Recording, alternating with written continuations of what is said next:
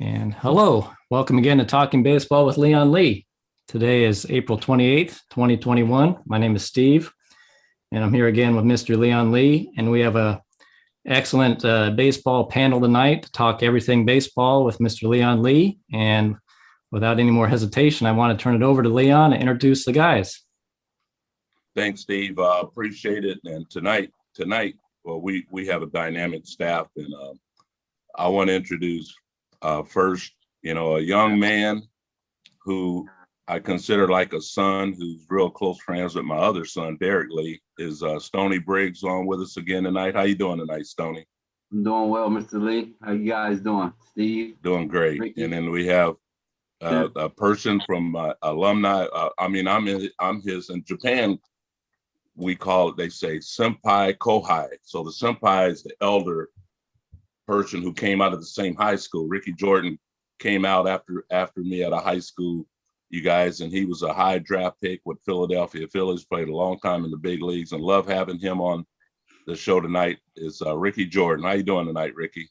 Doing well, Leon. Good to see you, and looking forward to talking some baseball with you, Tim, Steve, and Stoney.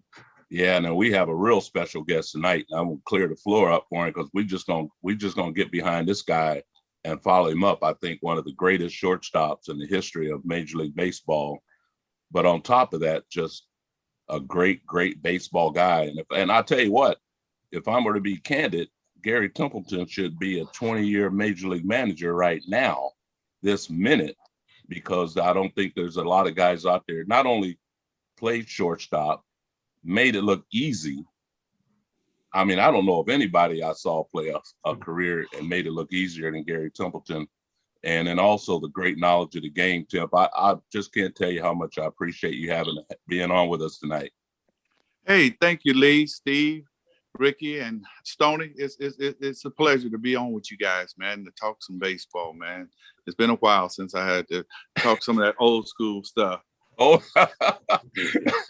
but Garry, and that's one of the things we're going to talk about tonight before we get into playing shortstop, because I know tonight we're going to talk to the kids about how to play shortstop and what things. But first of all, I always like to have the topic, and we talk about it all the time, is some of the differences in the game. And I think we have an opportunity to kind of start a movement to kind of get a little bit of the game back into the hands of the kids and teaching the kids how to see the game and feel the game. Because Tim, if ever I seen anybody play on just in and feel action area alone, it was you.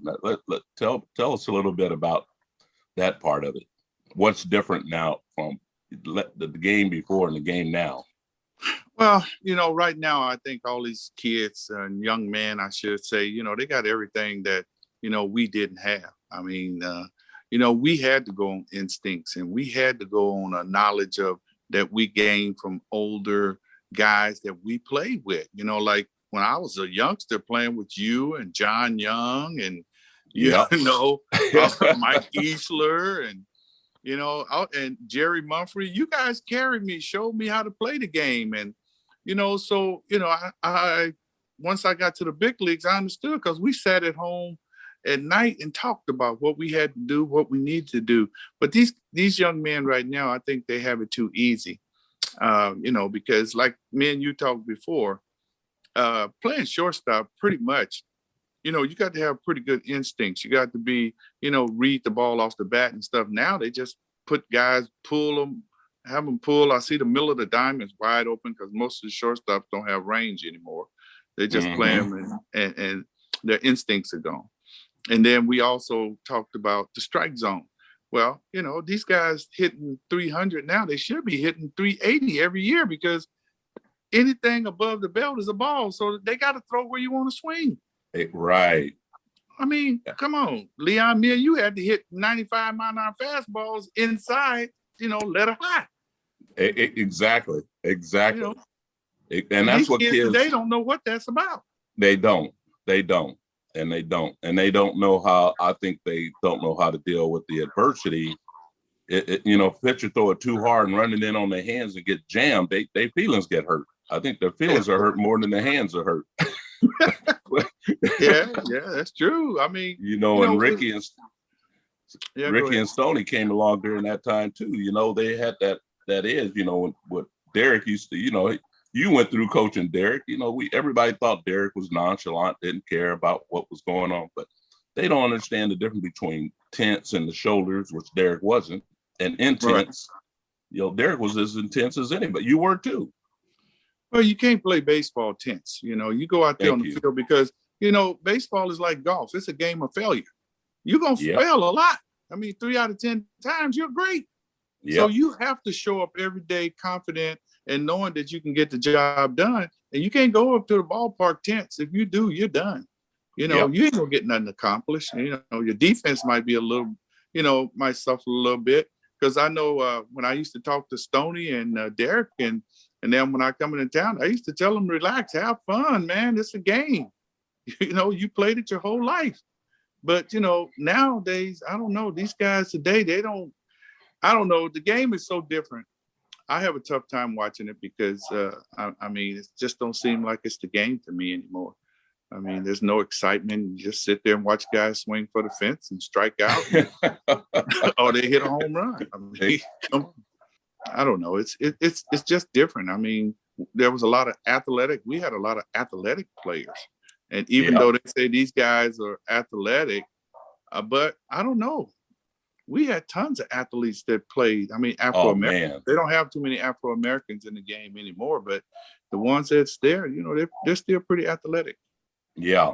What do you say, Ricky?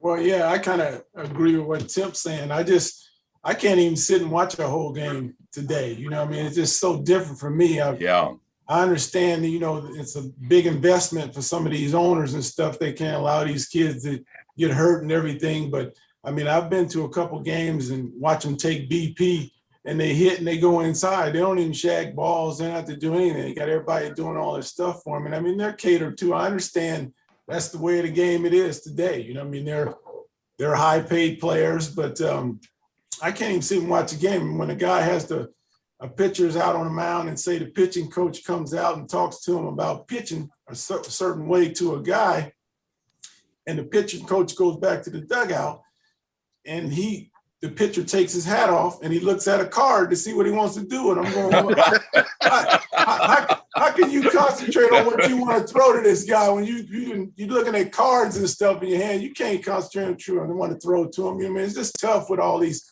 different scenarios that they use now with all this logistics stuff. It's just tough for me I just like the game. When I was a kid and growing up and watching it, I watched the game. The game dictates itself. ABC, baseball, you know what I mean? Move guys over, get them in, strike them out, you know what I mean? Take a decent swing at it instead of swinging for the fences. And you don't see that today. You just don't see it. First and second, they don't bunt them over. They don't do anything. You know, they'll strike out 3 guys, but first and second, you get no runs in. So it's tough for me to watch it. Oh, man. And Stoney got that academy in Baltimore. Me and Stoney talked a lot. And see, we need more people out there like with Stoney's academy, teaching the kids how to trust their instincts, how to see the game, how to be accountable, you know, and different things that we learned growing up, huh, Stoney?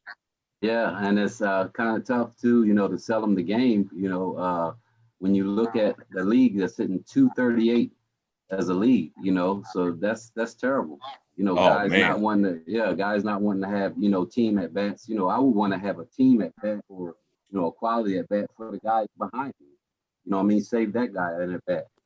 Yeah. And just, you know, I don't see a lot of team at bats like Tempe said, you know, and like Ricky said, you know, guys just swinging for the fences. And that's where it shows, you know, in a league average of 238. That's terrible. That's terrible. We got released in 238, all of us. Yeah. Now, you know, the thing is, the kid, I always say this, the game now is when, I know back in the early 80s, I could be wrong, Steve, but somewhere around that time when they start advertising, the coaches were calling the pitches and for the pitchers. And I knew game was in trouble then.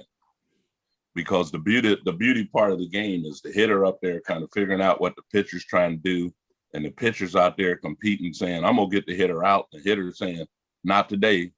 You know, that competitive thing, the coaches calling the pitches just throwing the pitch to coach to, and if he get the ball hit hard, it's the coach's fault, not theirs.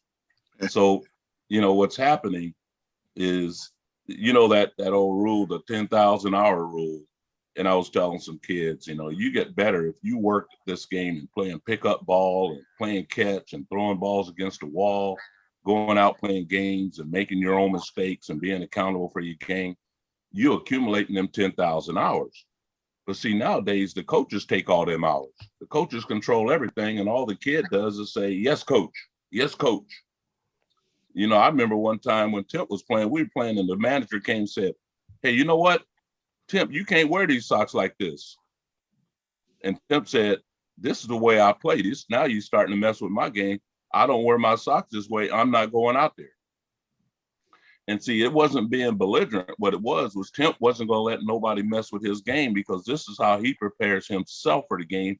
And he's responsible for the game, because the only one going to pay the price for the results is going to be Temp.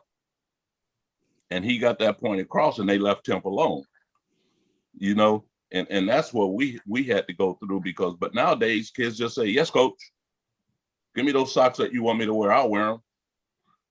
And see, that's what's happening. These kids are getting a lot more robotic, and the game is they just doing what they're told to do instead of doing what they see and what they feel. You take Ricky Henderson, nobody taught him how to, I see Temp go first to third and the ball's hit dead at a guy, but he already know the guy don't have a good enough arm to throw him out. So, to me, that's the conversation. We got to get our kids, number one, got to get kids playing again, enjoying it, because 70% of kids are quitting at 12 years old. You guys agree with that? Yes. I mean, I think what's happening, Leon, is these kids, they're watching these guys play. And kids actually know more than what you think they know. Thank you. Because I tell most people, I say 90% of the kids, they know how to hit, and then somebody get them and then screw them up. And tell them, because most kids hit the ball the opposite field. Yeah. Most kids hit it the opposite field. And then somebody says, you need to pull the ball. Well, hey, I'm 10 years old and I'm getting hits all over the field, and you telling me to pull it. But, that's the way it is. And, because these kids, the way these analytics want guys to do stuff with all this launch angle and stuff, it's just crazy. All they do is change the strike zone, and you'll see that all these 300 hitters are turned to 210 hitters. That's right.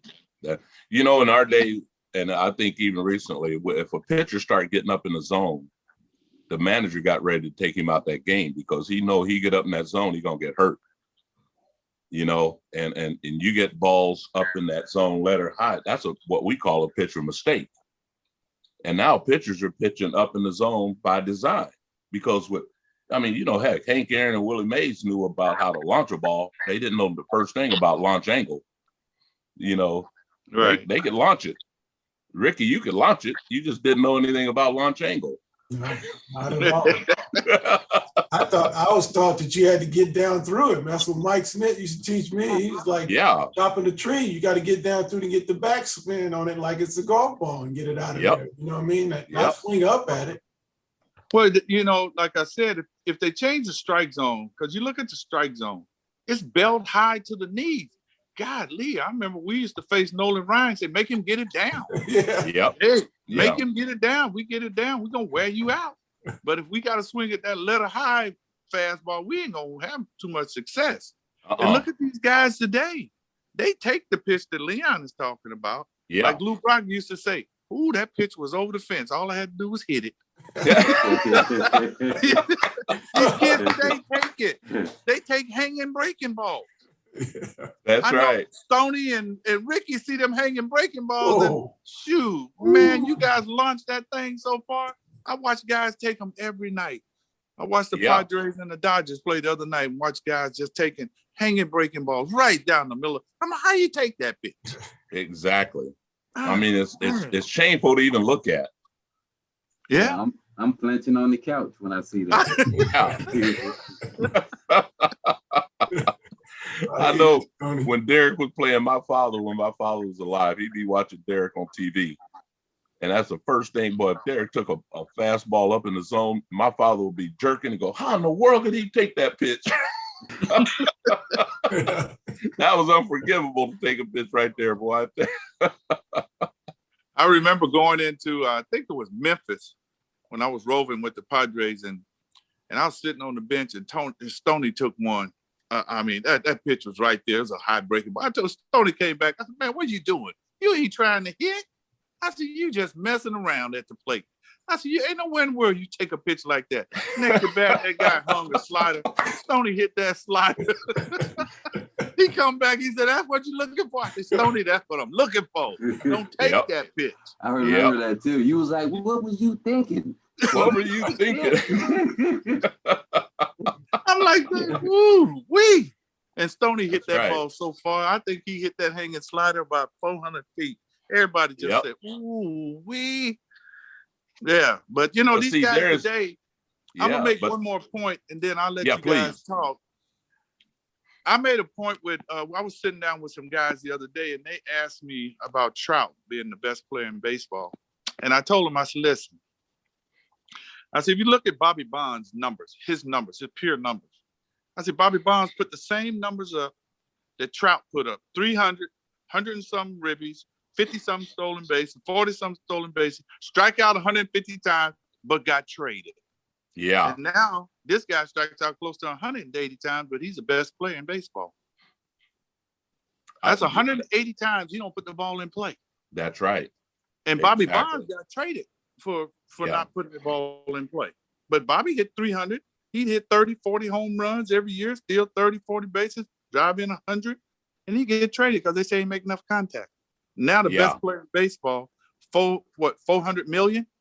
Yep. Strikes out almost 200 times a year? Yep. And he's an MVP? Yep. There's something wrong with that pitcher. It's something real wrong with it because he can't hit a fastball let her high. Everything he hit is in one zone. He don't have the flexibility. That's why these guys strike out so much, because they they don't have the flexibility to work their hands to the ball and use the whole field. These guys play them in one spot, and that's where they trying to hit it, because they can't hit a high ball, especially a high fastball. If you don't catch up with it exactly, you still shoot that ball out the right center. I'm not saying over your head. I'm just talking about just above the belt, which they consider high. I mean, and Trout's swing is everything is down underneath, because he hit the low ball, but he can't hit the high fastball that well. But I mean, 180 strikeouts in our day was unheard of. I mean, that just yeah. Well, look at his numbers. His MVP year, the first year, he struck out 180 times. Yeah. I'm like, how you the MVP and you strike out 180 times? Yeah. How you the best ball player in the league? Yeah.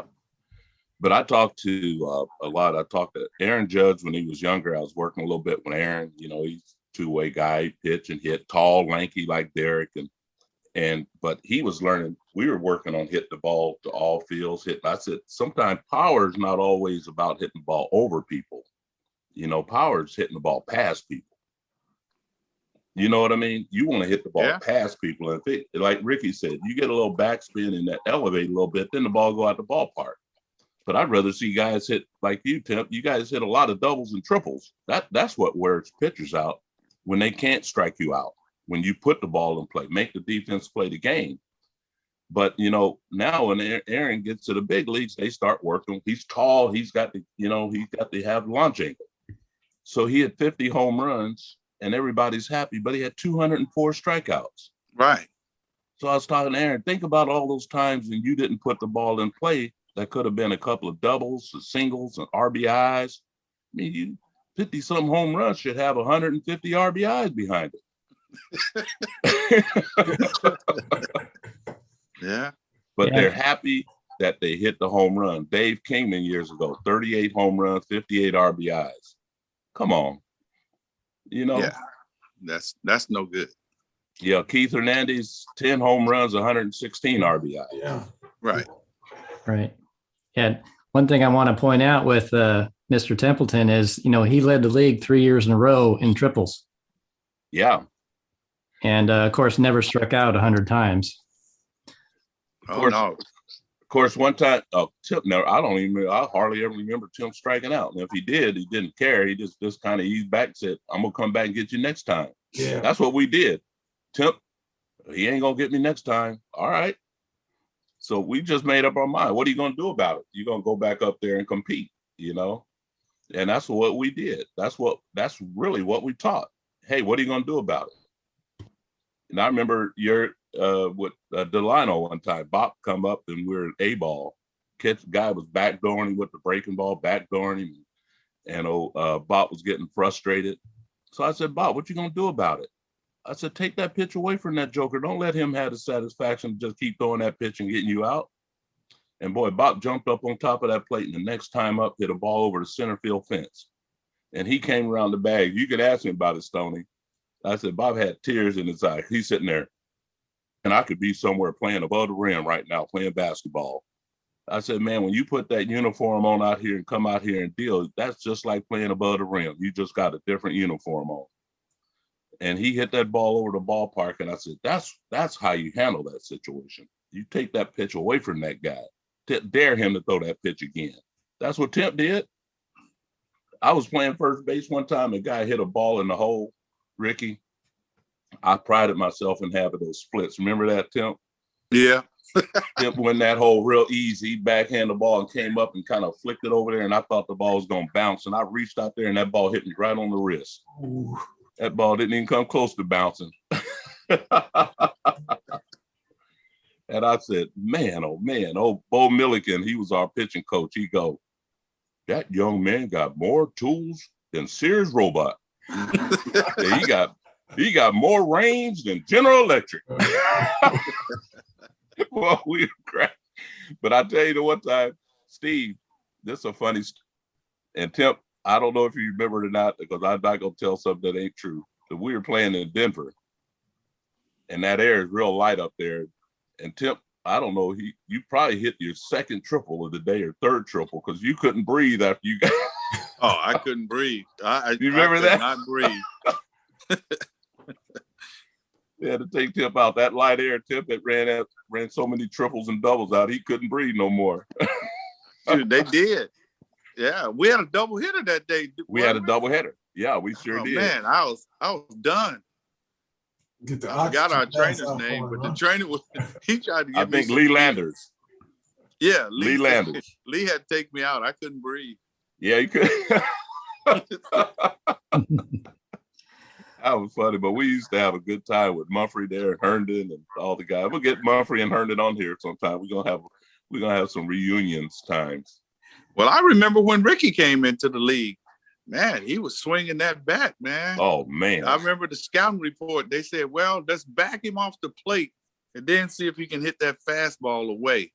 And I think somebody missed, and he hit that thing out in Philadelphia. I said, oh, my God. Who's this guy? Man, he's swinging that bat. This young fella swinging that bat. One of our Sacramento guys. Yeah. It's a lot.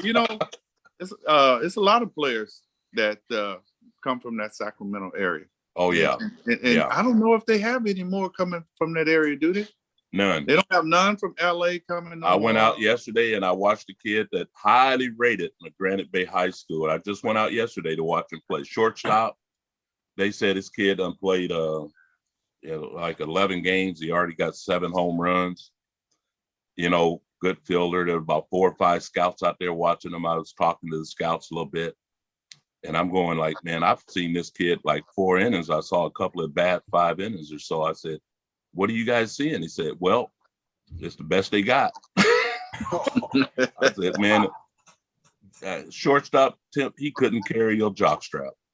I mean, I'm not exaggerating. The instincts, everything is real robotic. The footwork was, he get the balls, but then he get the ball and had to take 3 or 4 steps to get the ball out. Anybody that could run gonna beat those balls out. So, and when you project, he might be a high draft, but he's still got to learn how to play the game. See, we knew how to play the game when we came out of high school. Right. That's the difference. These kids they say, well, they're good compared to everybody else, but they're so robotic that you can't say they're an athlete. It's hard to say, does he have an athlete in him? But he's been under the edge of saying, here's all these robotic type coaches telling him, you know, how to take his steps, how to get in position. They getting all this. Everything is real robotic. Nothing flows. So will he be able to make it to the big leagues? Well, let's see what he does when he hit a wall, because he's going to hit the wall. You know, he's going to have to depend on his athleticism to get to the big leagues. And if he doesn't, it's going to be another high draft pick that just don't go nowhere. You know, my opinion. You know, based on that, Leon, I want to ask Garry a question, the same question that I ask all you guys about, you know, coaching youth. You know, I hear you guys talk a lot about instincts and rhythm and a feel for the game. You know, Garry, how would you approach teaching some of those to youth these days? Well, it's a lot of times it's not something you can teach because you know, there's, and I'm quite sure Ricky, Leon, and Stoney will agree that you can see the kids that have baseball instincts.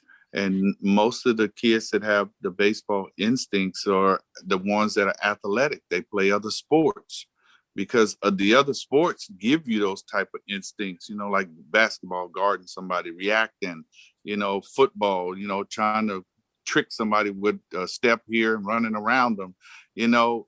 And then baseball, you know, now you put all that together, then you get this kid that's athletic.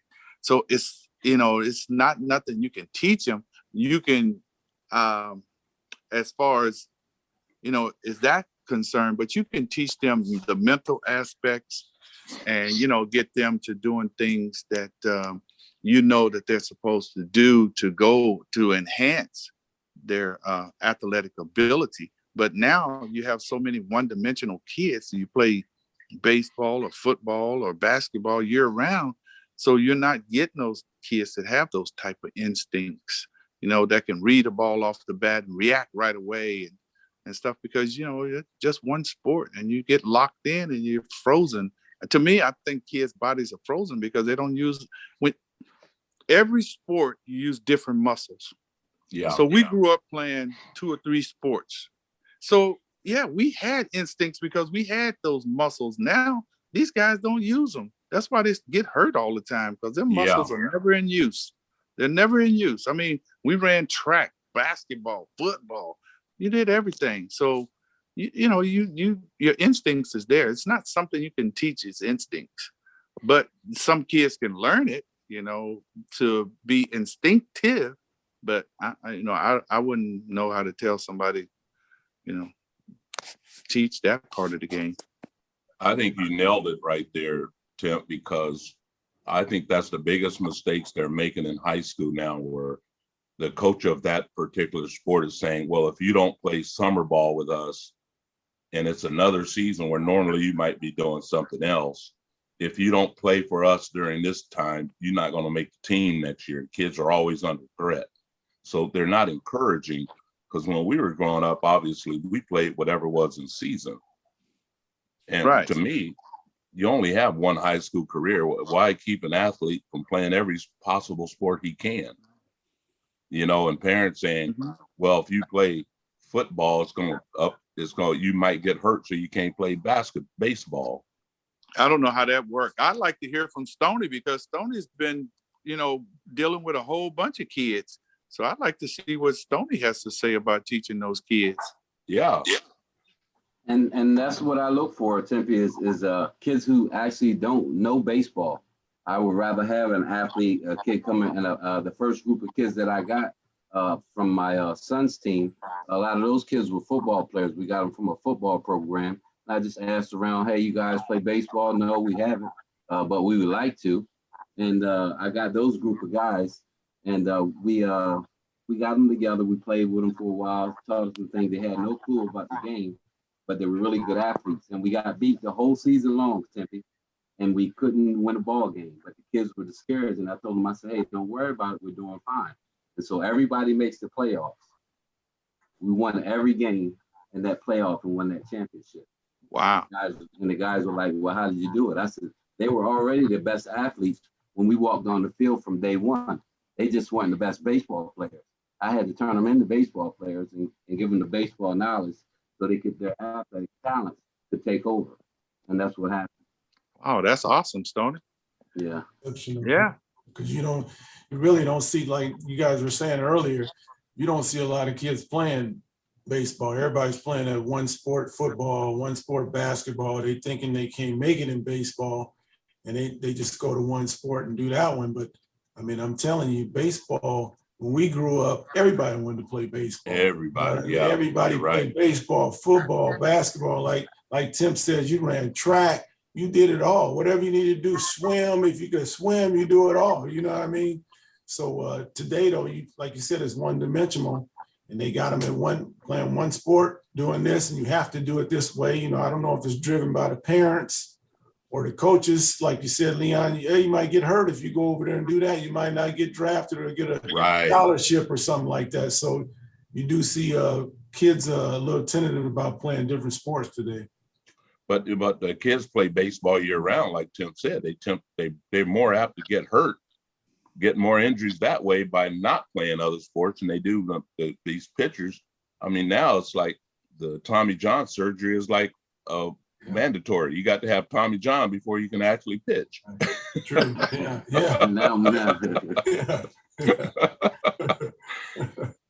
But I was gonna say, like Ronnie, when he played all those years in the NFL, he goes, I said, dang, Ronnie, man, you could have played baseball. He goes, man, Leon, how many concussions you have playing baseball? I said 7. He said, I only have 4. He said, how many knee surgeries you have playing baseball? I said, 4 knee surgeries. He said, I only had 2. So what if you go out there and play worrying about getting hurt, you can't, don't make different what sport you play. If you're worrying about getting hurt, you can't play. You got to go play. Right. And do you think some of that is with guys that, with baseball, it's not a full scholarship there. You can get a full scholarship in basketball. You get a full scholarship in football. And college baseball, you can only get 65%. The other 35% has to come somewhere else. So you think that is some type of deterrent? I think it is. Wouldn't you say, Tim, Ricky? Yeah, I think so. I mean, a lot of kids know they can get that full ride the other way. In baseball, they give you that partial, and sometimes you might even sit and have to watch, for a while. They might be coach, you might be partial to another kid playing or whatever. Today you got the family friend stuff going on too. You might be a little more talented than the kid that's playing ahead of you, but his family knows the coach. Sometimes it goes like that too. They don't let kids compete today against each other like when we grew up. You competed against each other to get out there to play. Yeah, but the game has become a little more exclusionary too. Kids in the inner city can't afford to play all that travel ball. True. Travel ball is expensive. True. I had a kid who actually signed with with White Sox. He said his dad said, Leon, he goes, heck, I spent $80,000 in travel ball just to get my son a $20,000 scholarship. Wow. Yeah. And, he ended up signing and got some time in. But for kids in lower income areas, the encouragement is not there to play baseball, because if you want to play competitive baseball, it costs a lot of money nowadays. So yeah, Stoney, to answer that, I think a lot of them just go to play the other sports early because that's what's available. It's easier to learn, it's easier to play, and you don't have to spend a lot of money to do it. And not only that, too, guys that are in the inner city and that have those baseball situations where the finance is not there, when they're the better players that are playing in those leagues and on those teams that are in that area, then the guys that have those good teams, that have those travel ball teams, they come and start picking those teams apart. And then it's bad baseball all the way around, because all the good players have gone. Now it's basically, they don't have to pay that money. You can come with us on a scholarship, as they call it, just because of your talent. And so the rest of the players in the neighborhood, are left to, hey, our best guy is gone. What's the need of me showing up? We're not going to win. He's not here. And so then, the league starts getting picked apart. But Tim, another thing Stoney deals with back there in Baltimore is a lot of the areas, the fields, he got the Cal Ripken and them guys, they come along, kind of pick off the fields, and they got their big programs, and they got all the kids that can play, they got money. And sometimes Stoney is in a position where they don't have the same ability to have the same facilities and have those things available for those kids, Not even close. Yeah.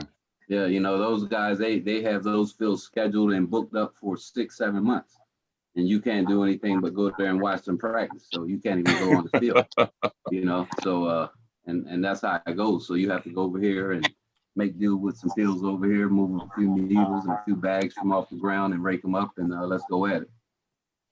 Well, you know, that's the one thing that I've hated that has set back a lot of Afro-Americans is that, you know, we used to be able to just grab a couple of guys, you know, 6 to 7, let's go to the park and play ball. And now, like Stoney say, you have to rent the fields. And these guys come in that have the money and they rent them and for 6 months, like Stoney said. So now it's hard for you to go and, you know, these kids are like, well, look at them. They're practicing on such and such field. And we got to go over here. But I understand, Stoney, you know, you're dealing with a lot back there in Baltimore. And but I've heard that you've done tremendous things there.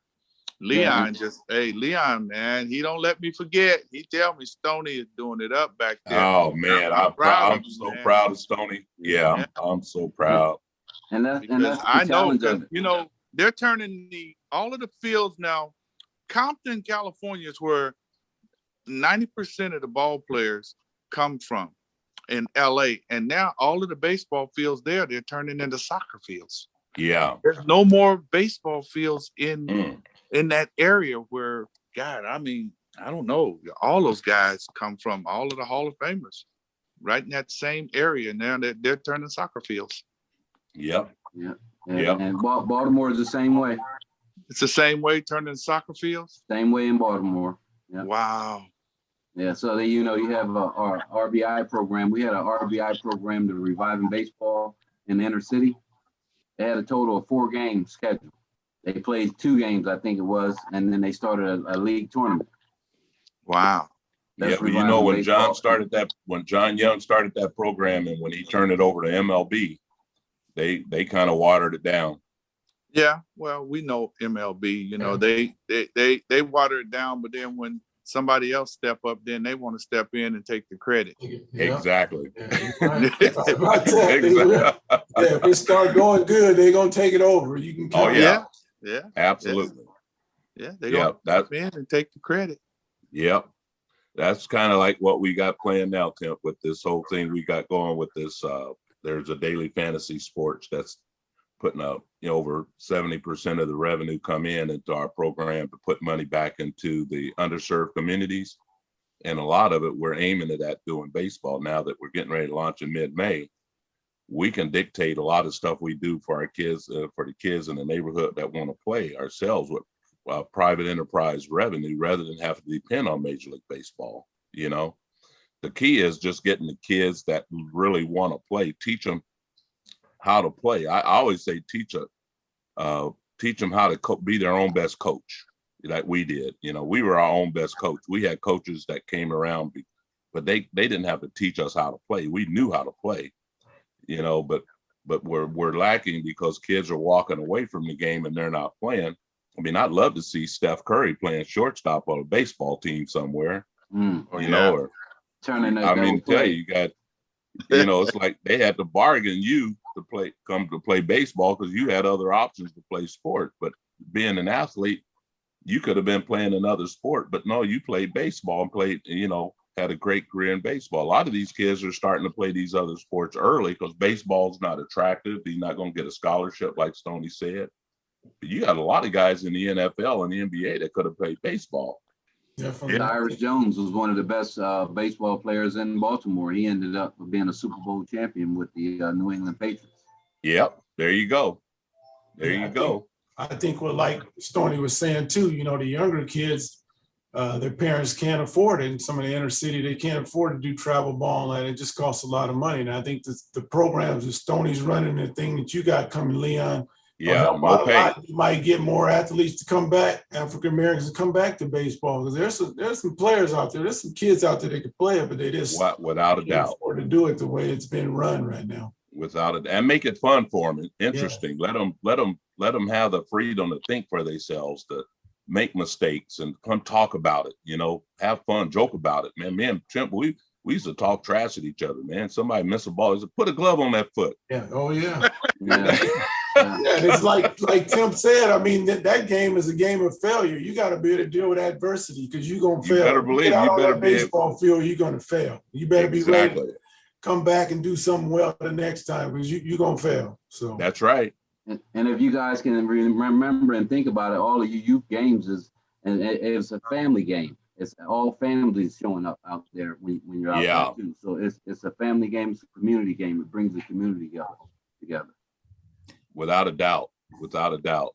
Yeah, I think you guys have maybe had this experience. Well, I've actually had kids tell me that they didn't want to play either the little league in the area or the travel ball in the area because it wasn't fun for them. They wanted to try to play in the league or on the team I was coaching because it was just more fun.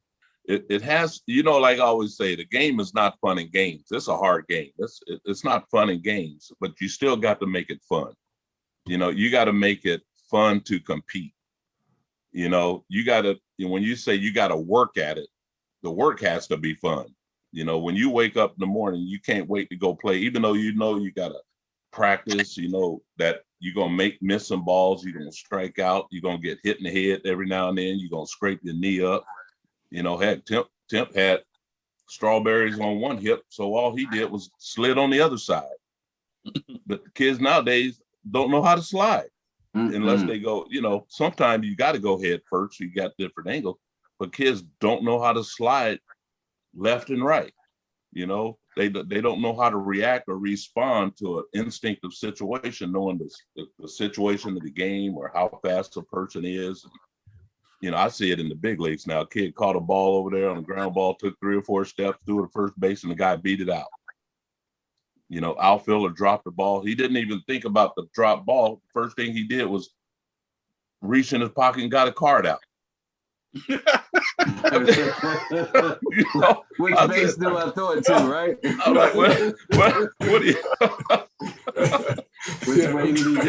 Them cards, man. Them cards are killing me, boy. Them cards is killing me, boy. The wristband. They kill me too. Oh, God. Pitcher take his hat off and got a piece of paper in his hat to remind himself who's coming up. I said, you got to be kidding me. Yeah, that's tough. Yeah. Well, Temp would play short and then turn around and he'd look at the outfield. He knew who the hitter was and the outfielder didn't react. He let the outfielder know where to go. That's correct. Yes. You didn't need a coach telling you that. Yeah. Well, since we have an all-star shortstop with us, Leon, I wanted to, turn the conversation a little bit towards shortstop play. So I wanted to ask Garry, what do you see today when you're watching today's shortstops compared to, maybe how you played the position back when you played in the majors? I think most of the shortstop playing the outfield. Well, I just, like I said, I think now they have a lot bigger shortstops because, I look at the guy from the Dodgers and I look at the Padres guy. Those guys are 6'3" and 6'4". And so they have to position themselves a lot better in order to field balls. Because I was watching the Dodgers and the Padres and I seen balls hit and I'm like, man, that ball should be caught. I mean, I was like, if I was playing the pitchers and my teammates would be like, man, what's wrong with you? But I just think that, the guys now, they just don't react to balls that are hit. They give up. Pretty much that's what I say. They give up on balls.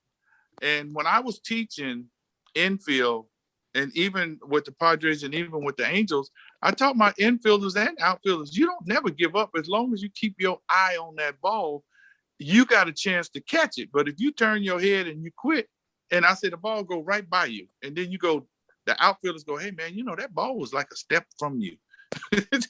And then even the infielders can say, man, that you dove right over the top of that ball. Yeah, well, you never seen it. And these guys today, I don't think they see the ball. I think they see all of the routine stuff.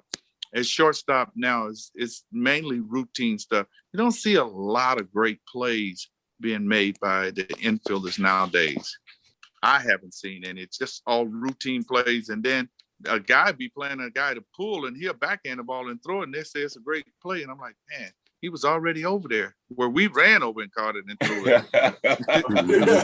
That's right. These guys are standing there already and they take 1 step or 2 steps and backhand the ball and throw it. I'm like, man. Yeah. And plus, the runners don't hustle anymore, so you don't have to. At playing shortstop now, I watch guys hit balls, and as soon as the infielder, they watch the guy field it, they stop running. You see the first baseman catch the ball, they didn't even know where around the bag. When I played, everybody ran. You had to catch that ball, set up, and fire. Yep, I agree. It's a different game now. It's just a different game. It's all about hitting now. Fielding. I do believe that they still believe in fielding, but it's all about hitting now. It's all about offense, and if you can pitch, and if your pitchers can throw some breaking balls and off-speed pitches to keep hitters off balance, you got a chance. And what do you see about the double plays that you're watching, like the footwork around the bag from shortstops on double plays? Well, to be honest with you, Steve, you don't even need footwork anymore because can't nobody take you out. If somebody touch you, if somebody touch you, they shoot. They call you're a double plays and everything. You can't take a guy out no more. To me, that's ridiculous. Because I was watching a game the other day and the guy kind of halfway slid out and touched the shortstop. They went to replay and watched it and to see if I don't know if they're going to kick him out the game or not for kicking the guy.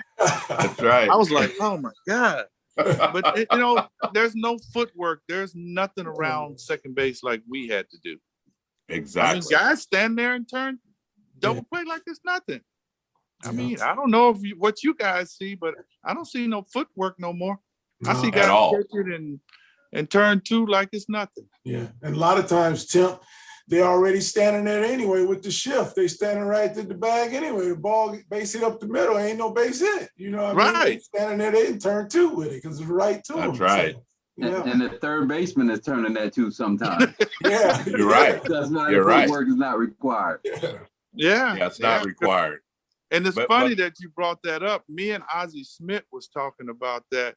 And Ozzie couldn't believe it. Ozzie was like, man, he goes, I would have loved to just stand there and turn two without having to jump over Dave Parker or Dave Kingman, somebody barreling down on me, trying to body block me, Bill Matlock wearing a hip pad, trying to take you out.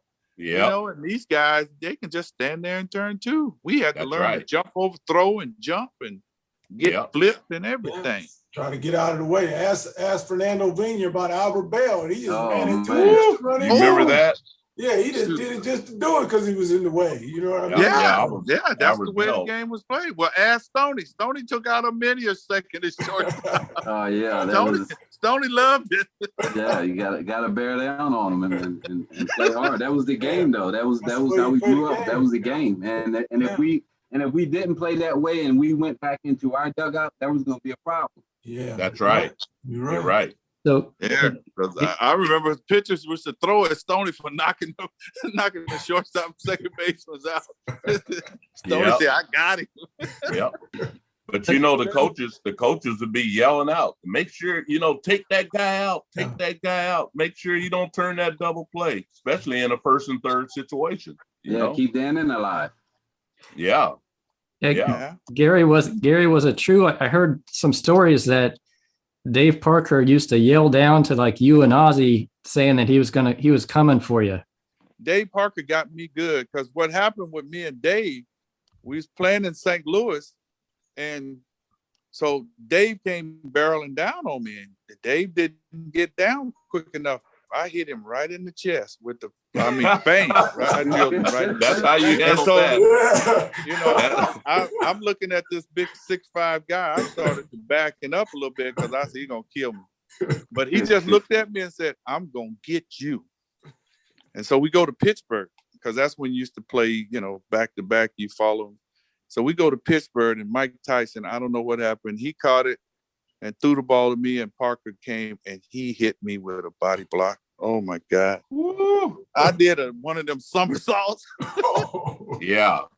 But I had thrown the ball right as he hit me.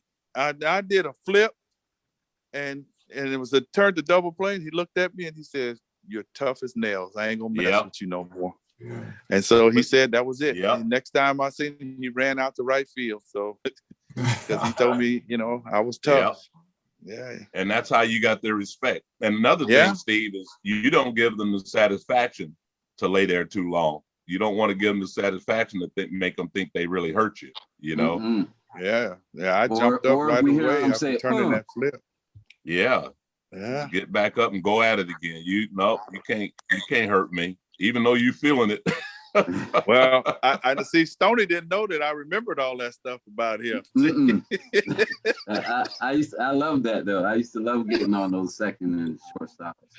Ooh, yes, you did. I used to love watching you too. Oh, Stoney finna get it.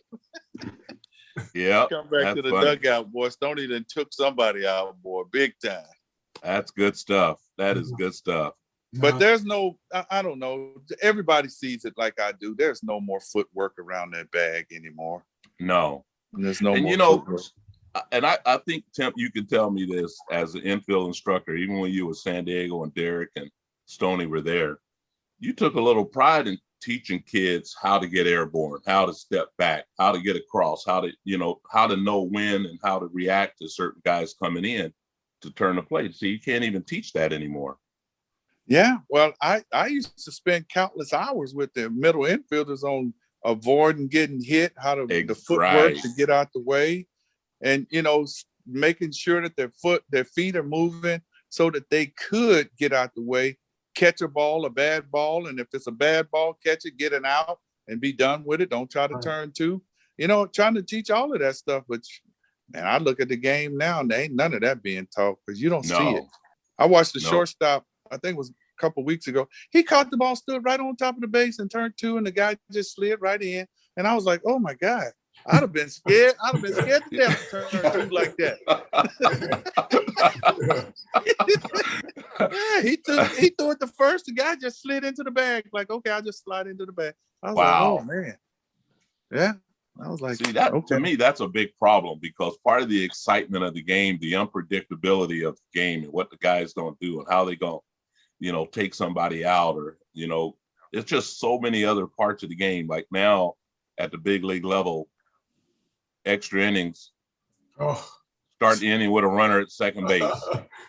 I mean, how much strategy goes into the defense? Okay, let's keep that leadoff guy off base in the extra inning or something, or protect the double play, protect the double, or they just put a guy at second base. Yeah. They put a guy at second base and don't even bunt him over. There you go. I was gonna say that. Tim, they get a guy over, they put him there and can't even get him in. Tim, they gotta get him over or get him in. That's a free run right there back in the day. I mean, you're supposed to hang an L on a pitcher with that. I mean, if they just putting him out there like that, Man, I know what you're saying, Rick, because the Padres and Dodgers went to extra innings the other day. They put the guy on second base. They didn't bunt him over. And they didn't score no run. I'm like, man, bunt him over and next guy get him in. Oh, man. But see, nowadays, Tim, what they do, they go all year. A guy won't get a bunt sign one time the whole year, but let them get in the playoffs. And then they get in the playoffs. The guy ain't bunted in 3 years, and they put a bunt sign on with a runner at second, one out. And that's the time when you don't need the bunt, but then you wanting to get a bunt down and giving away an out when the guy hadn't bunted all year. You might as well go ahead and let him hit then. Yeah, Leon, they too worried about that card because the other day I watched Kershaw pinch hit for somebody, and the pitcher looked at the card how to pitch to Kershaw. I was like, oh my God. I said, come on. I said, what is this game came to, man? He's a pitcher. Challenge him, man, and make him hit the ball, strike him out or challenge you. He's looking at a card. I'm like, come on, you got to be kidding me. Exactly. A card to face a pitcher. Come on. Yeah. I watched that same game. Yep. I guess that's the new West Coast rivalry now. Yeah. Well, I got this question for everybody. Why is it that they use all of the players now? I don't understand it. That was like the 8th inning or something. Kershaw pinch hit, wasn't it? Yeah. Yeah. I think it was the 8th inning. He pitched hit. Yeah. And I'm like, why you use all your players before the game is up? I think it was the 8th inning. He pitched it because they was out of players. Yeah, I think it was. Maybe the players' parents are demanding, major league players' parents are demanding that they all play. Participation rule. Yeah. Is that participation? Yeah, participation rule. Exactly. Like like Ricky was saying, I watched the Padre game too in extra innings, and both teams was out of players by the ninth inning. I mean, as far as position players. Yeah. They was out of players, both teams. I see it a lot now. I really do. Man. I think that watching that same series again, I stopped counting the number of times that the teams could not score the runner from third with less than 2 outs. Wow. Yeah. Yeah. The Dodgers left bases loaded 3 times the other night. They down by a run. Right. I mean, I said, wow.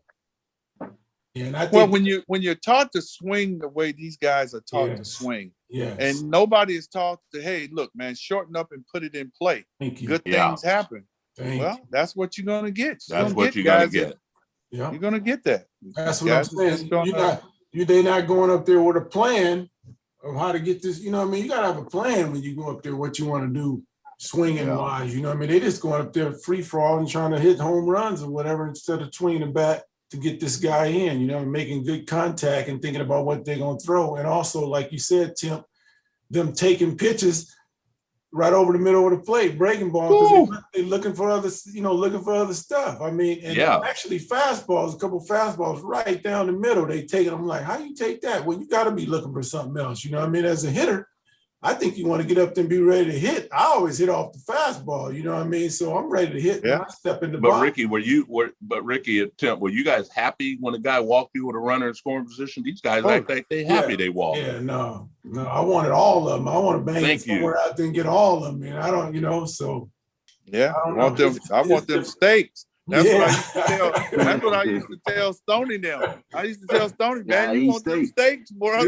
You want to eat steaks is what's gonna get you there. Yeah. Well, I'll tell you, I got told by Hank Aaron personally. I think I've told Steve this about 25 times. Hank told me something years ago was prolific. He said, Leon, I hit 755 home runs. I hit 750 pitcher mistakes. He go, I give myself credit for 5 of them. If the guy pitcher throw the ball where he's supposed to throw, I just tip my hat. But when he mess up, I get him. And that ain't all the time. You think about it. He hit pitchers' mistakes, and he allowed the fact that that pitcher hung something. It didn't have to be a fastball all the time. If he hung it or he didn't get a changeup where he wanted, or because Hank be out there after it, like we all were. The hands are staying back. The hands are staying back, even though the body might be going a little bit. Them hands are still staying back. So they hung a curveball. See you later. They throw, some pitchers trying to get the ball in. They don't get it in far enough. Thank you very much. Yeah. And we took advantage. Hank Aaron said that. I said, that's prolific right there because good hitters hit pitchers' mistakes. True. Bad hitters miss pitchers' mistakes. As simple as that. Yeah, there's times watching some games, like even in that Dodgers and Padres series, and guys, they'll throw them a pitch in it and they foul it back or off of it. I said, well, that was the one you should have hit because now they're going to throw you all this garbage and you're going to swing at it anyway now all over, you know what I mean? So it's like you missed the pitch, you missed the mistake. So. Yeah, I just see too many of them at the big league level. Basic big league level supposed to make the hard play look easy, where amateurs make the easy play look hard. But now the major leaguers are making hard plays look hard. It's a different world. Base guy hit a ball over the fence and he's running around the bag and the runner on the base is running back to first, and they crisscross each other. So the hitter, that was a Dodger game, right, Steve? Yeah. And the outfielder went up over the fence and the ball hit his glove and went on out the ballpark. The runner thought he caught it and didn't even take a look. He just took off running back to first. And, cost the guy the home run. He didn't get a home run. He get a base hit out of that? Yeah, single. So, but one more thing I want to ask you guys. I know when I was being taught, when I had 2 strikes on me, I was taught to protect, meaning I got to swing at anything that's close or borderline. But now I see guys getting upset at the borderline call for strike 3. I mean, how did you, like Gary, approach a 2-strike situation when you played? Well, I'm gonna tell you the way my daddy told me: don't ever leave it in the umpire's hands because they're gonna make mistakes. They'll make mistakes just like you. So don't leave it in his hands. If that thing is close, swing. If That's you strike out, you strike out. But if it's close, you put it in play. So don't leave it in the umpire's hands. Where these guys today, they leave it in the umpire's hands. They do. They do. If you're gonna complain about a ball being 4 inches off the plate, I mean, that's too damn close to take, if you ask me. Right. Thank you. And you hear guys, oh man, that ball was 4 inches off the plate. How you know it's 4 inches off the plate? I can't tell you that. Exactly. All I know, it was close enough for me to hit. Mm-hmm. Shoot, in Japan, that 4 inches off the plate is down the middle. South Korea also. Yeah, exactly, Stoney. Being an American player over there, you had to hit wide zones. I guess we won't have to worry about that pretty soon when we have the electric umpire, right? Oh man, that's when I really get out of it. Yeah. Oh man, that'd be disappointing. Very, very. Yeah, as we talked about last time, they're testing that out in some levels of the minor leagues. Bigger bases. They talk about putting the pitcher's mound with a half foot farther. Yeah, they're moving the rubber a half foot back. Yeah. They're messing with the game. It's a great game. Yeah. It's a great game they're messing with. And well, like you were saying, Leon, they might as well go ahead and get that Tommy John surgery now and then, since they're moving it back, so they'll fit right in. Oh yeah, you're right. It'd be more Tommy John. Doctors be making a little bit more money. Yep. Well, listen, guys. I tell you what, I don't. Temp, I can't tell you how much I appreciate you. Always welcome to get on this panel, and anytime you're ready to go. Wednesday nights. I know Stoney was gonna get Bop on here sometime. I know he's active with Cincinnati right now as the first base coach. But as we keep doing this thing, talking baseball, we get some of the guys on talking, and it really works well when we kind of talk with a little panel like this, a little group. I love talking a little trash here and there. I know kids don't know how to talk trash these days, Tim. Kids don't know how to talk trash without getting mad. It's a lost art. Yeah. Well, hey, I've enjoyed listening to you guys, and it's nice to reconnect with some of you guys and stuff. You know, Ricky and Leon, me and you talk, and Stoney to reconnect with Stoney and to meet Steve. You know, it's been a pleasure, man. It really has been. It's been beautiful. It's been beautiful. So I'm gonna let Steve close us off, and then we're gonna go off record, and then we'll go from there. Yeah, because I was gonna say my phone getting ready to go out. I know. They go fast. They go fast on these things. You know it, man. I was like, dang, my battery's full charge. Yep. All right, guys. Well, I personally want to thank Ricky Jordan, Stoney Briggs, Mr. Garry Templeton. It's great meeting you. And of course, Leon Lee. And want to remind everyone that you could subscribe to our podcast at talkingbaseballwithleonlee.podbean.com. And again, it's a pleasure talking baseball with you guys. And we hope to talk baseball with you all again soon.